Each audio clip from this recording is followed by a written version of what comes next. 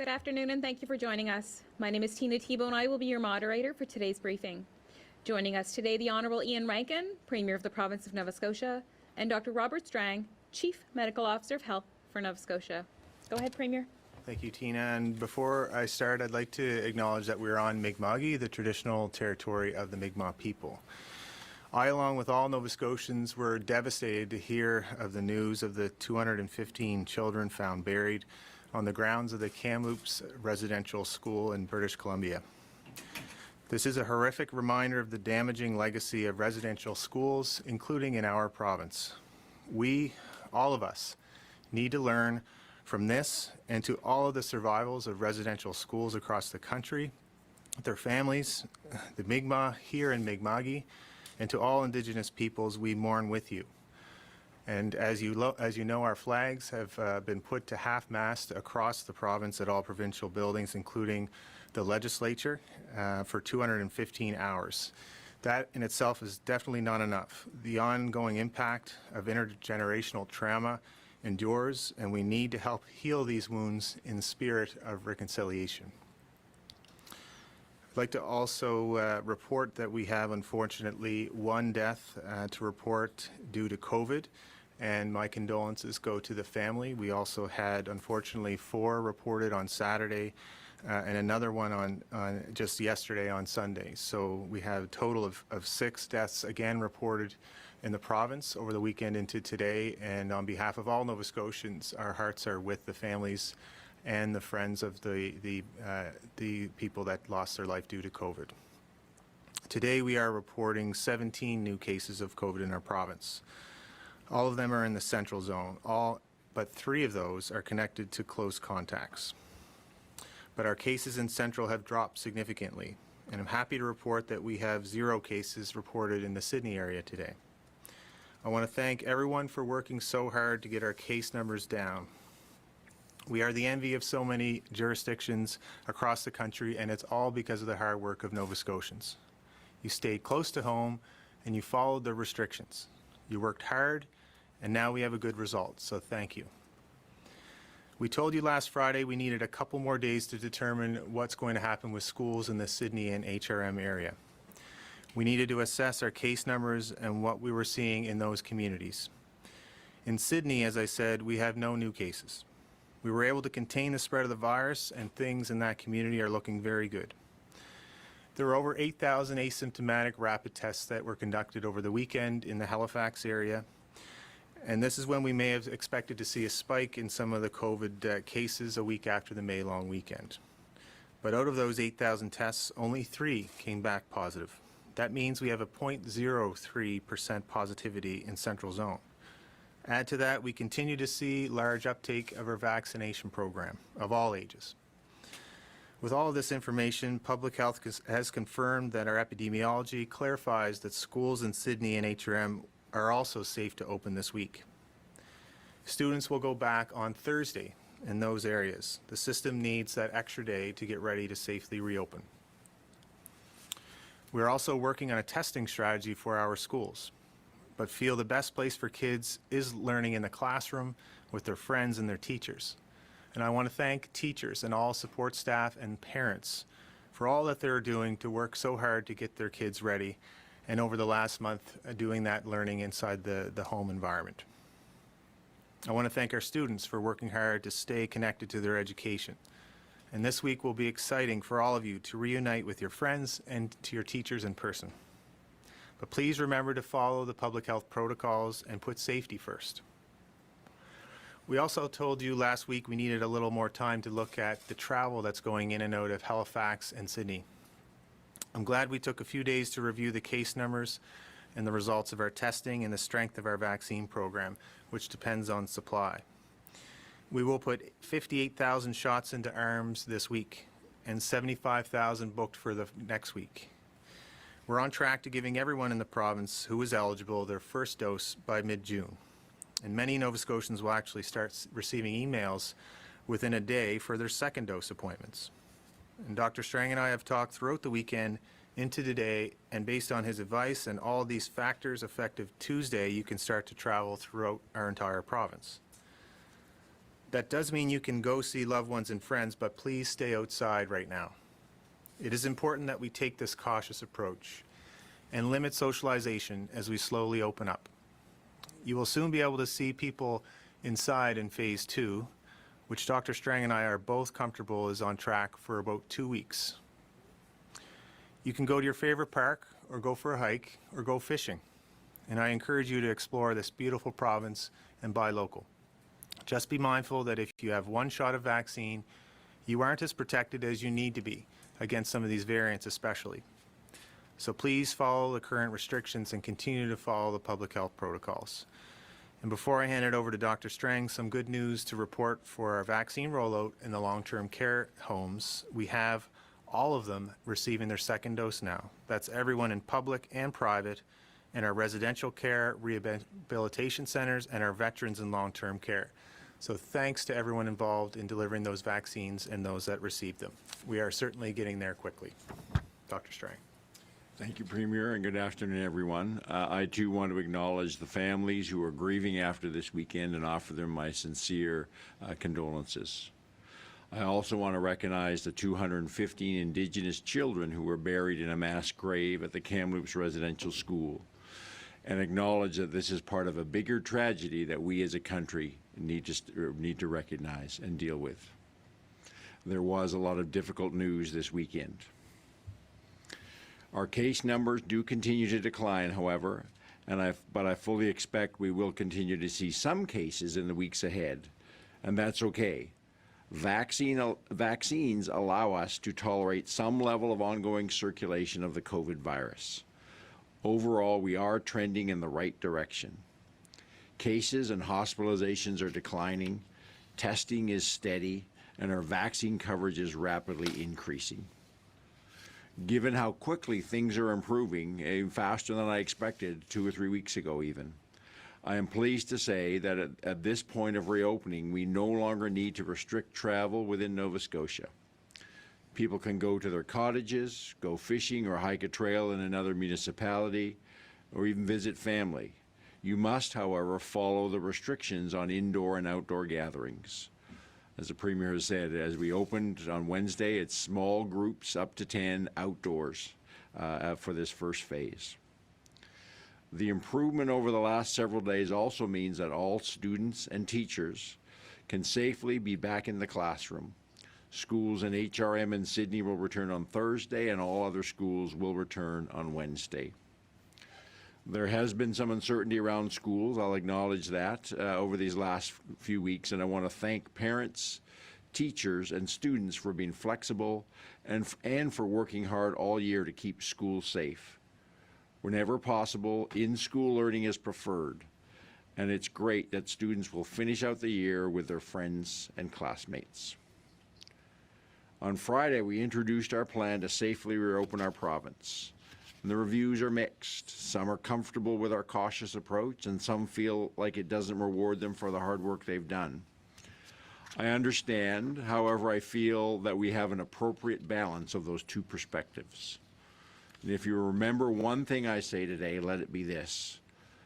Have faith. Better days are ahead. We will get to the end of this more quickly than you think, but we still have to remain cautious. To the businesses and other sectors who are anxious for more detail around future phases and what it means for them, it is coming very soon. We know you need to plan, and we'll provide as much certainty as we can in this very uncertain time. As a reminder to folks, our plan has 5 phases starting this Wednesday with Phase 1. And it will end with Phase 5, likely in early September, once 75% of Nova Scotians have received 2 doses of vaccine. That's when we'll have the most protection from the virus and its variants. While vaccine is effective against most variants, there are some, and specifically the variant that is first originated in India, where the evidence is showing that it takes 2 doses to get good protection from this illness. Once Nova Scotians are fully vaccinated, we won't need to rely nearly as much on public health measures and restrictions. And I expect things like masking and distancing will be optional, not mandatory, and that we'll be able to travel much more freely. However, until then, we need all the layers of protection from one vaccine dose, regular testing, and some level of public health measures and restrictions. So we're being cautious. We're moving slowly but steadily because we do not want to move backwards. Once we're open, we want to stay open. Each phase is between 2 to 4 weeks long. Given what I'm seeing now and Nova Scotians' commitment to getting through this, I expect we'll be able to move through the phases in 2 weeks, which means we could be in phase 4 by the middle of July, which is where we would stay for the rest of the summer.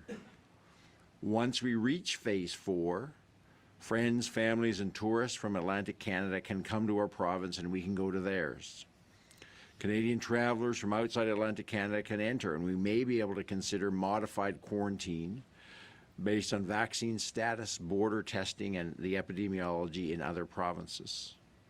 We will be able to gather inside our household with 25 family and friends with no distancing and up to 50 people outdoors. We'll be able to attend a gathering hosted by a recognized business or organization, including faith groups, with 150 people indoors and 250 people outdoors. Our stores, restaurants, bars, and services will be open at maximum possible capacity with public health measures. Sports and professional and amateur arts and culture groups can have will be able to have 50 participants with no distancing or masks for practices, games, league play, rehearsals, and in-person performances. And there will be able to be spectators and an audience. But to get all these things in the shortest possible time, we need to keep doing what we've been doing, following whatever the level of restrictions at the time are required, getting tested and getting vaccinated. I need to remind people that testing remains incredibly important as we reopen. Workers and students should get tested regularly as they head back to workplaces and schools. Now I'd like to address a few common questions that have come up over the weekend about our reopening plan. The first question is, why are we reopening so slowly when we're getting vaccinated? Sadly, the deaths reported over the weekend are a stark reminder of how important it is to go slowly. The virus is still here, and while 51% of Nova Scotians have one dose at the end of the day yesterday, one dose of vaccine, that is not enough protection to completely relax the restrictions and the public health measures that have kept us safe for the last 15 months. Dr. Theresa Tam, Canada's Chief Public Health Officer, has urged all provinces and territories to maintain restrictions until 3/4 of the eligible population has a first dose and 20% have a second dose. And she issued a word of warning on the weekend asking provinces and territories not to go too fast in their reopening. If public health measures are relaxed and contacts increased, a resurgence of COVID-19 is highly likely, in her words. Reopening too quickly could lead to another wave. And so in Nova Scotia, we'll do everything we can to avoid that. Our experience has shown what can be achieved through quick action to address outbreaks, paired with a slow and steady approach to reopening. That has gotten us worldwide recognition, and we're not going to deviate from that plan now. Another common question is why we need to wait 2 weeks before moving into the next phase. Simply because the incubation period of this virus is for 2 weeks. So we need that time to see the impact of each phase. And the last common question I want to address is, why can I eat on a patio with 10 people, but I can't go to my grandparents' house for supper? And that's simply because in this first phase, we need to be focused on outdoors and keeping gatherings small.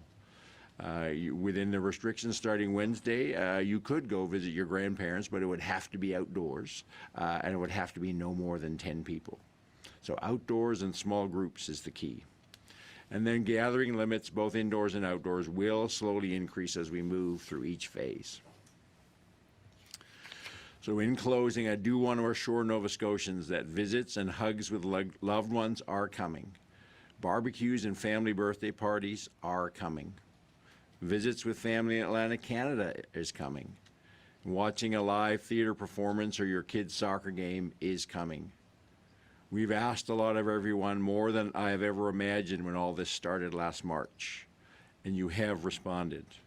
So I know we can do this. We've gone 15 months and we're only a few weeks away from summer together. We just need to stick with it a bit longer. So stay strong, stay together, stay with us, please. We are so close. Thanks, Dr. Strang. Oh, go ahead, Premier. I misspoke there. Actually, there was 5 deaths in total over the weekend. There was no deaths reported today, so that's my bad. Sorry about that. Thanks, Premier. Again, just a reminder, we'll take one question, one follow-up from reporters on the phone in the allotted time that we have for today's briefing. We'll start with Jesse Thomas from Global. Go ahead, Jesse. Thanks, Tina. My question is regarding the decision to open schools. I know there's going to be a lot of parents that are perhaps scared, but even students who might be scared now. We saw it during, the days in early April where there was, cases being linked to schools and children and families being impacted. I'm just wondering what the rationale was to change today from Friday. I know you referenced a 0.3 positivity rate in the Central Zone based on rapid testing over the weekend, but what's the decision to change abruptly today and reopen schools this week in HRM and Sydney? So it's 0.03. That's extremely low, and those are a good sample size of tests that we looked at. But we were close to being able to decide on Friday, and I wanted another few days to look to ensure that the low level of case activity continued. We do see a pattern of keeping our cases low, and the cases are 0 in Sydney today, and public health was comfortable, and we've said we've been trying to keep kids in school if it's at all possible, so that's where I believe we're at today. We said from the beginning, since classes went back in September, that our schools are a safe place, but they are safe because when our communities are safe, and by and large, we've been able to keep our schools open. During this third wave, we had enough spread in communities that we had to close down schools for a period of time, but that situation has come under control faster than I even imagined. So we're back to a place where our schools are safe. We have good protocols. But what makes them really safe is we have really no indication of general community spread anywhere in the province. There's some little bits of spread within HRM, but mostly in confined populations. So I'm very comfortable giving the recommendation to the Premier. I want to assure students and teachers that I look at this very carefully, and I am extremely comfortable to say that our schools are as safe right now as they have been through most of the past year, and I'm glad that we're able to get students and teachers back into school for June. Go ahead, Jesse, with your follow-up. Thank you. Just on a follow-up, the Nova Scotia Teachers Union sent out a release just before this press briefing today, calling on the government, Premier, to essentially to open up a full and transparent review of school COVID-19 cases. They're saying they believe that essentially there's maybe more cases in the schools than we were led on to believe. I'm just wondering if you can comment. Is it important to look at something like this, a full maybe review of the COVID-19 cases in schools? Like Dr. Strang just said, when you have significant cases in communities, then people that work in schools are part of the community that have cases. So we're transparent all the way through our waves to report when we have cases identified with people that work in schools, and we continue to be transparent with what's happening. I have confidence in the education system and the protocols they have in place. We've followed those protocols. We went to online learning when we had the escalation of cases, and our cases are back under control. We're seeing our 17 cases today. We've seen a number of days in a row with low case numbers being reported, and so we're comfortable with where we're going now. Maybe I'll add again a bit more detail. And we've looked at all the cases in schools. We know that even during the third wave, we had significant numbers of people, both teachers and students, who were attending school while they were infectious. Almost all of them were exposed outside of the school setting. We had a very small number of classrooms where there was some secondary transmission within the classroom, and we had no schools where there were cases of COVID where we had wide outbreaks in a school. So even during the third wave, the majority of our cases did not result in any transmission in the school. We had a small number of classrooms where they did. So even during the third wave, we were able to maintain with our protocols a high level of safety within schools, and that was in the context of having wide community transmission. Now we're back to a place where we really have little to no community transmission, even in HRM, and none elsewhere. Our schools remain extremely safe. Next, we'll go to Carolyn Ray from CBC. Go ahead, Carolyn. Yeah, I'm wondering, we're hearing from a number of teachers who say they've even started to disassemble their classrooms, and logistically, they assumed that the school year was over because they were told the school year was over in person. So I'm just wondering, logistically, are you giving teachers enough notice, and why haven't they been warned that this is coming? Well, we let everybody know at the same time publicly. Obviously, if we tell people in advance, then the decision's made at that point. So we continue to make the decisions based on the epidemiology out there, and the Department of Education said they need until Thursday. So now is Monday, and we have a number of days to get prepared to be ready, and the rest of the province are prepared for Wednesday. And again, it's really important. I don't want to discount the importance of having students in school. It's clearly safe to have kids in school right now, and that's where they should be. Go ahead with your follow-up, Carolyn. And Premier, I'm just wondering, in regards to the Atlantic bubble, have there been any discussions among the other premiers to coordinate this? Because we're seeing the plans from each province are quite different this time. I'm wondering why there hasn't been sort of a unified announcement or unified plan at this stage. I referenced this in the last briefing that we had our regular meeting of the premiers in Atlantic, and before that meeting, one province had already determined the date.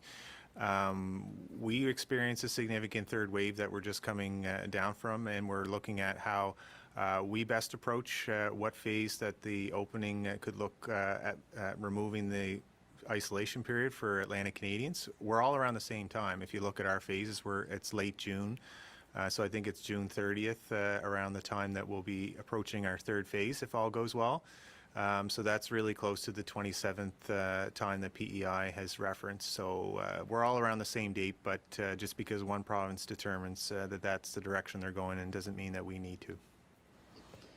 Next, we'll go to Natasha Pace from CTV. Go ahead, Natasha. Thank you. Premier, just on the Atlantic bubble, can you explain a bit more how it may work, especially if New Brunswick lets people from outside of Atlantic Canada and even Maine into its province by July 1st?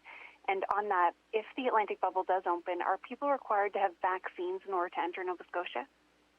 And your points are just a continuation of what I was just referencing. So every province is different and looking at different plans to reopen beyond the Atlantic region. So if they do that, then it's no longer a bubble. We'll continue to look at policy that's best to keep our people safe, and that we consider our own epidemiology, but what they're doing. So we, at this point, aren't requiring vaccinations, but we also know that New Brunswick and PEI are roughly on the same track of vaccination uptakes as us. So that makes it more comfortable to look at a rough timeline of when we'll introduce that. But of course, if a province, whether it's New Brunswick or any other province, relaxes their borders beyond that, then we'll have to consider that with our plans. Go ahead, Natasha, with your follow-up. Thank you. Dr. Strang, I'm wondering whether or not you may be able to speak today to whether those who died in the third wave were in fact vaccinated.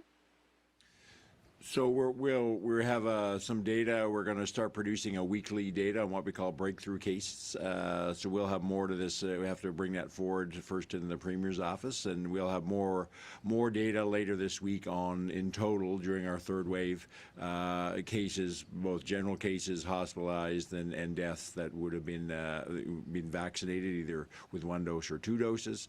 But I will make the comment that we will see some. As I've said over the last week, we fully expect the vaccine is not 100% effective, even 2 doses. So we fully expect that some people, even with 2 doses, are going to get sick, and some people may die. That doesn't mean the vaccine is not working. The vaccine works at a population level as well. But we will have more to say on this, but I just want to make that point because some people are looking at this and using it as a way to say, well, the vaccine doesn't work. That is completely wrong. And the other point is, as we get our number of hospitalizations and deaths and number of cases will continue to decrease.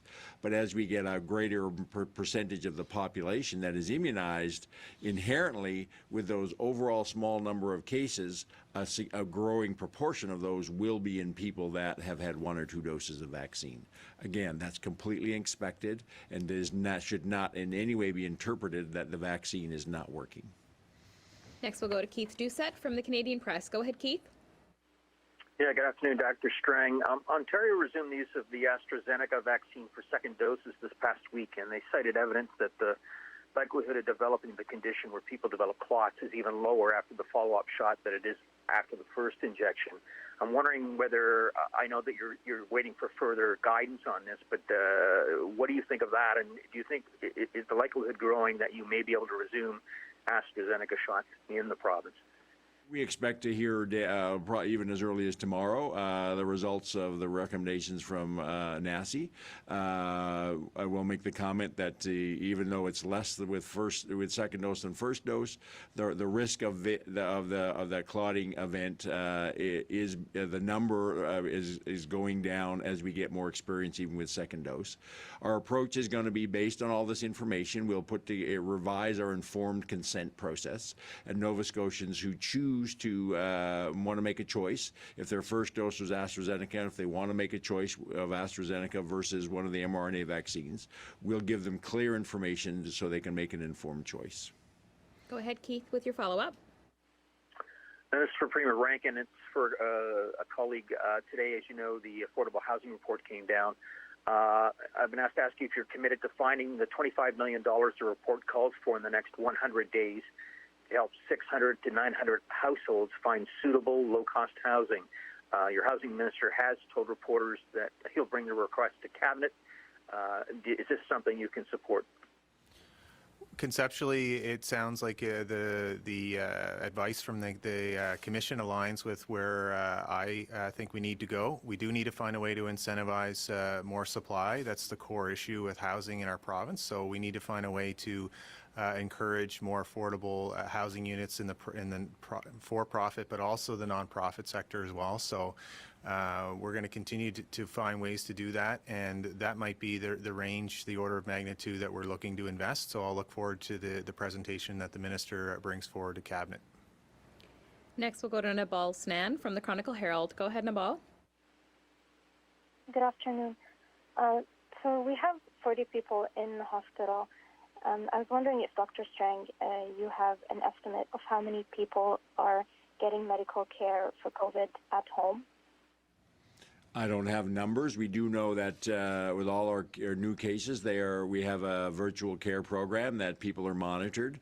They're provided with pulse oximeters, and they're regularly monitored by the virtual care team and given additional supports in whether it's at home. But if they really require oxygen, which is often the initial sign they're getting into more seriously ill, that means they have to come into hospital.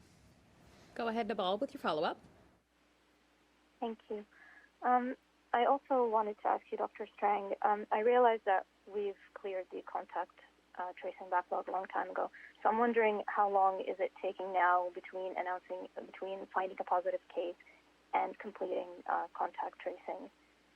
Well, we're back where once the positive case goes through our electronic system and public health becomes aware that the investigation is started within 24 hours. Some investigations are fairly straightforward, others are very complex. So there's no kind of set time by which we say the investigation's done. It depends on the complexity of the investigation, but certainly we're back and have been for a couple of weeks at least, starting those investigations within that 24-hour window of public health being notified. Next, we'll go to Adrien Blanc, Radio Canada. Go ahead, Adrian. Thank you. Last week you mentioned implementing rapid testing in Halifax International Airport. Where are we at and when will it be put in place? So we're still on track and finalizing some of the details. As we said last week, we're expect we'll be able to begin that by June 14th. Go ahead with your follow-up, Adrian. And about schools, either Dr. Strang or Premier Rankin, are you concerned that this back and forth between virtual and in-person learning is going to be detrimental to the students' education? No, I'm not concerned. I think that the online model was prepared well, and a lot of children were able to access it, but you can't replace that in-class learning environment and being able to engage with your peers. And I think that a lot of the children are looking forward, I would think, to get back into the classroom and see their teachers now that it's safe to do so. Next, we'll go to Lindsay Armstrong from Nova Scotia. Go ahead, Lindsay.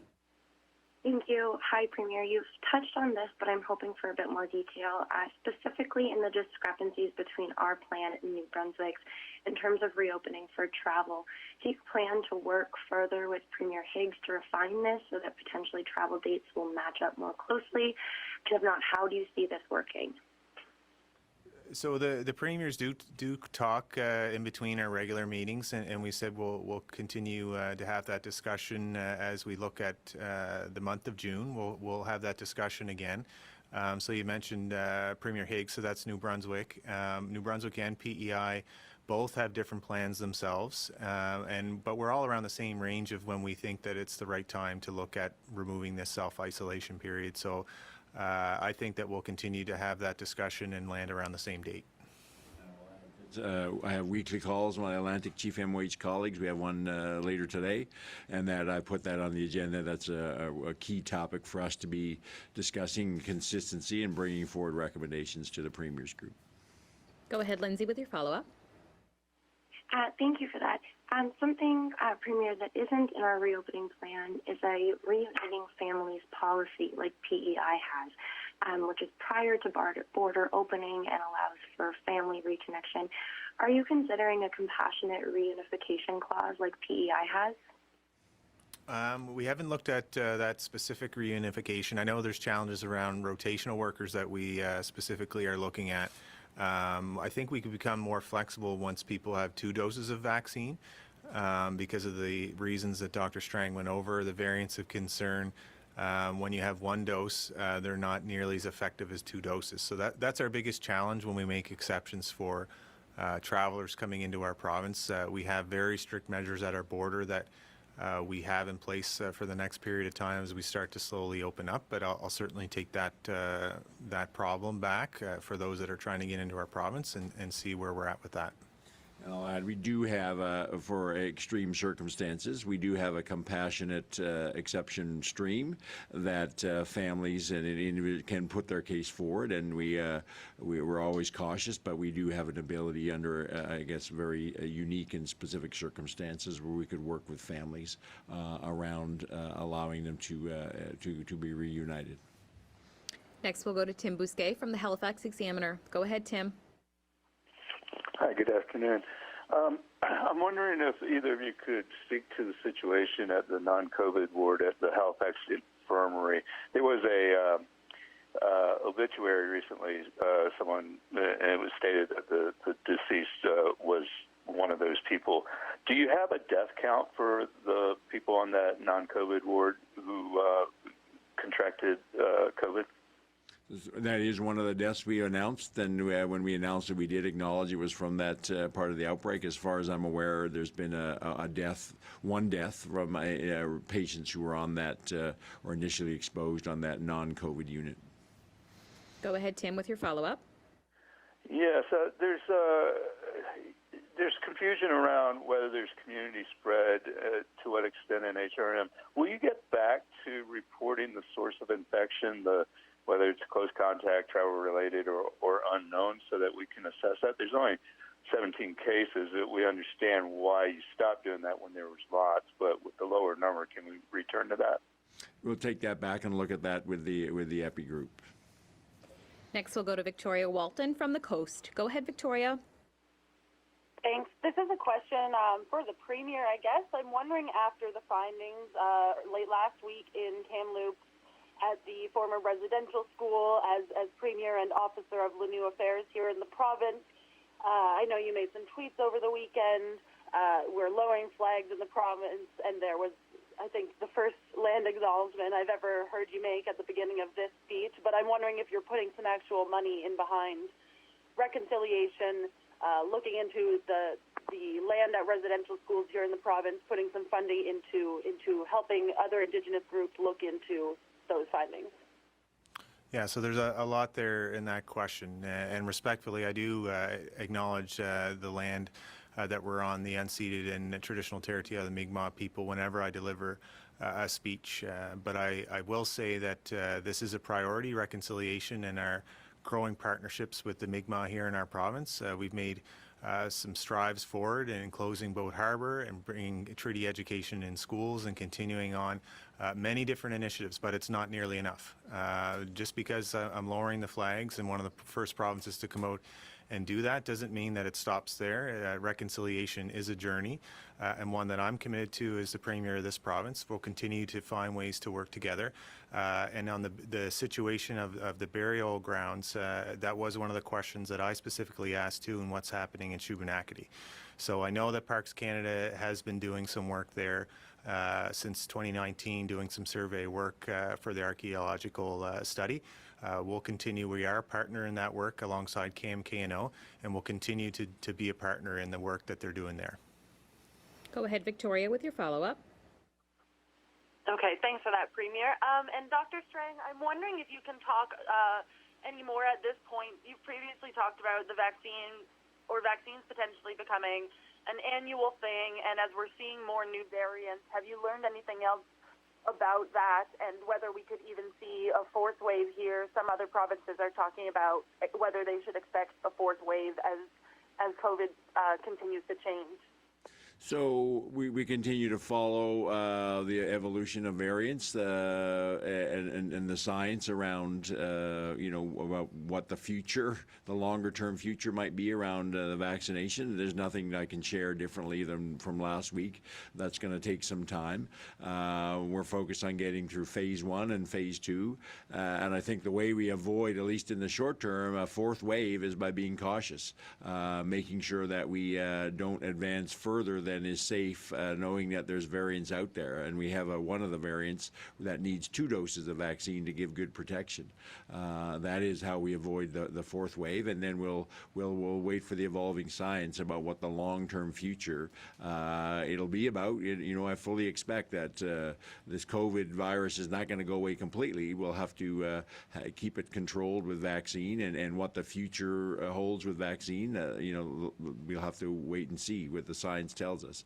But it does mean that I see, we'll have, whether it's flu or COVID or something else, that some of the things we've learned, mask wearing and increased hand washing, being careful about how groups we get together, especially indoors in the wintertime, all of those are some things that we need to think about how we adopt those more in our regular life, not requiring them to be mandatory, but as good personal practices moving forward.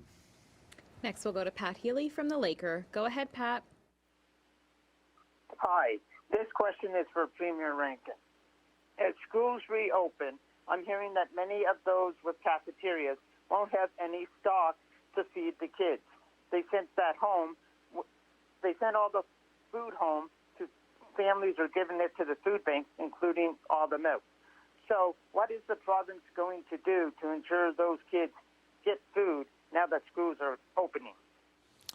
Thanks for that question. We'll bring that back to the. I'll contact the Minister of Education myself to see what the plans are as they look to reopen Wednesday and Thursday. We do have a good breakfast program that's in place, so hopeful that we'll be able to find local food for them. So I'll take that back. It's a good thing to point out.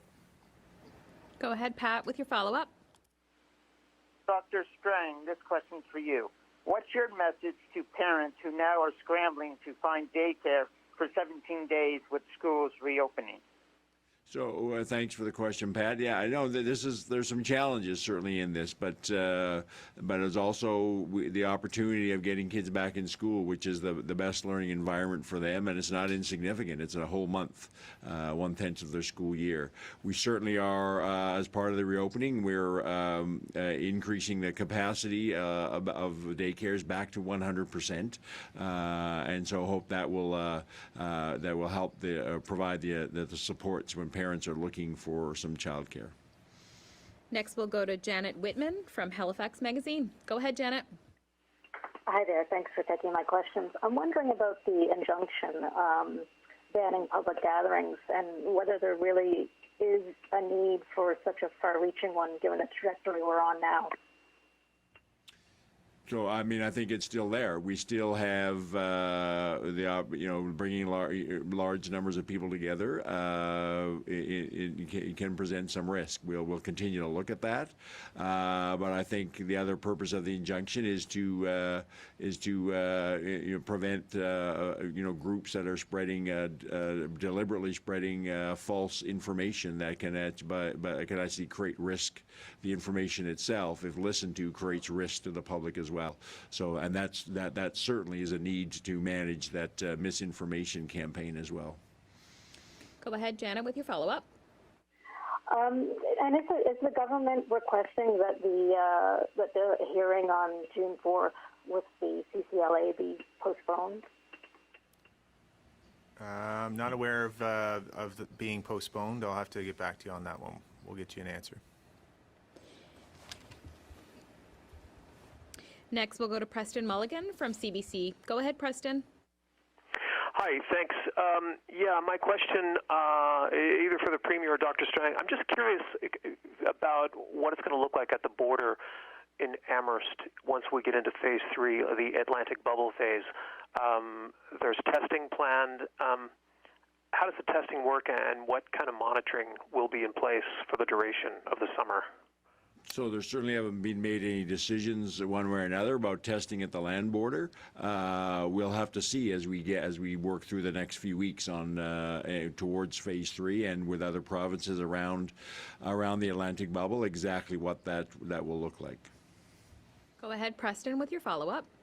PEI is planning to take a swab from people as they get off the bridge and then get back to them with the results. Is that on the table? Is that one of the options? As we're looking at a number of things. PEI's had testing all along. They have a significantly lower volume of traffic, and they also have a more controlled physical environment at the Carleton entrance to PEI. There's a number of substantive logistical challenges that have been identified to us by police and by our border folks about the real safety risks about creating any kind of blockage that would impede the flow of traffic. So we have to be cognizant of that as well as the logistics around any testing that we might need to do. It's not that people aren't being tested. They're tested in many other ways in other locations as they enter the province. So we have to be cognizant about what is feasible and realistic and safe to do at that border entry. And that's all the reporters we have on the line for today's briefing. Go ahead, Premier. Thank you. This is a big week for our province. We are reopening. Some might think it's too slow, and some might want us to commit to specific dates.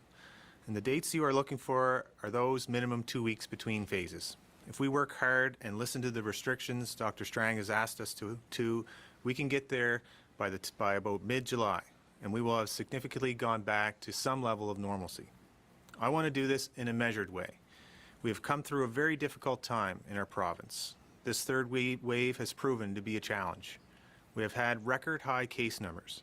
The variants infected all age groups, and we've lost a number of Nova Scotians. That is something I think about every day. How many people are in hospital? How many Nova Scotians are hooked up to ventilators? I worry about each and every citizen of this province, and I want us all to be safe.